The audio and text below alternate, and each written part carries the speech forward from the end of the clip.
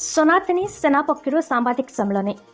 42 मौजा ब्रह्मपुर पंचायत स्थित मां थानपति मंदिर प्रांगण में एक सांबादिक सम्मेलन में सनातनी सेना राज्य सभापति श्रीजुक्त समीर कुमार पंडा नेतृत्व में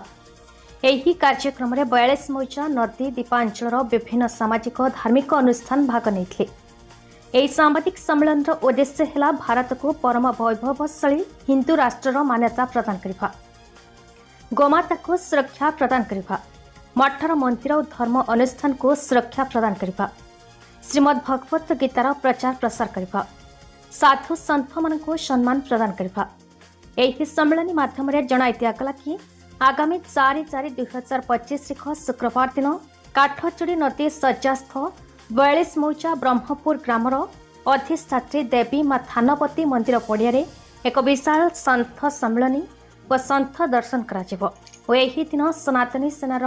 राज्य कार्यालय उद्घाटन करा स्वाक्षर अभियान आरंभ करा जिलापाल माध्यम महामहिम राष्ट्रपति निकट को प्रेरण करा।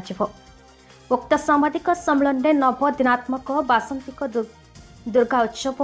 विश्व शांति महायज्ञ और रामल्ला कार्यक्रम सहित एक शोभायात्रा रणासंध छकठू मां थानपति मंदिर पर्यंत करा सभापति समेत राज्य संयोजक रघुनाथ चौधरी, वरिष्ठ सदस्य असीम दास, राज्य मीडिया प्रभारी अनिल दास, सामाजिक कर्मी अमरेन्द्र दास, सामाजिक कर्मी प्रदेश राउत प्रमुख उपस्थित हुई सांबादिक मानक सूचना प्रदान करते।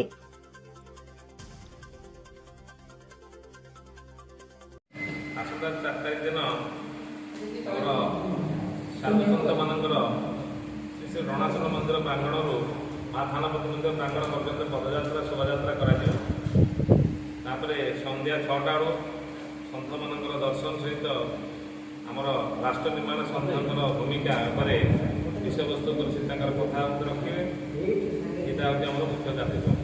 केते दिन धरि चलियो सर? ये कार्यक्रम गोटाए दिन पे रखी सागे आमर नवादिनात्मक नवरात्र पूजा रखाई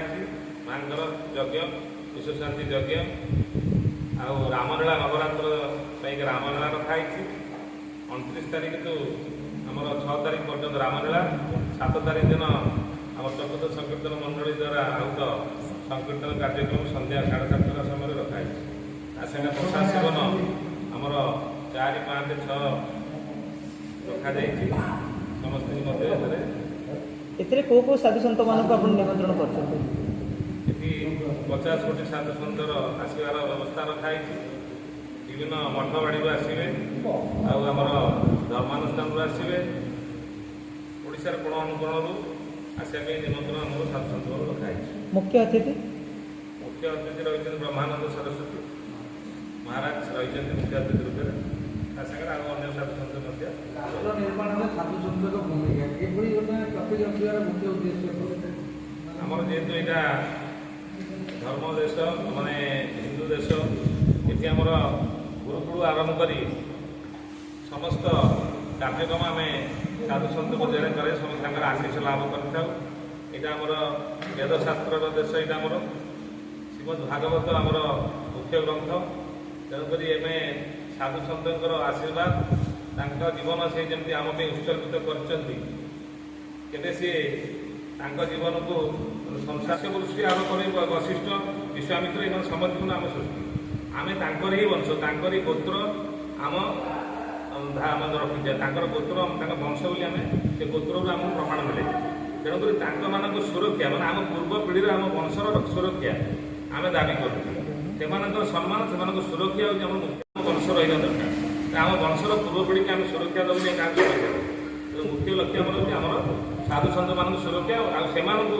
आम बापा माँ को सम्मान देवा आम गोटे मुख्य कार्य प्रतिष्ठित आम सम्मान केमती कटक दामोदर बेउरा रिपोर्ट, भारत न्यूज।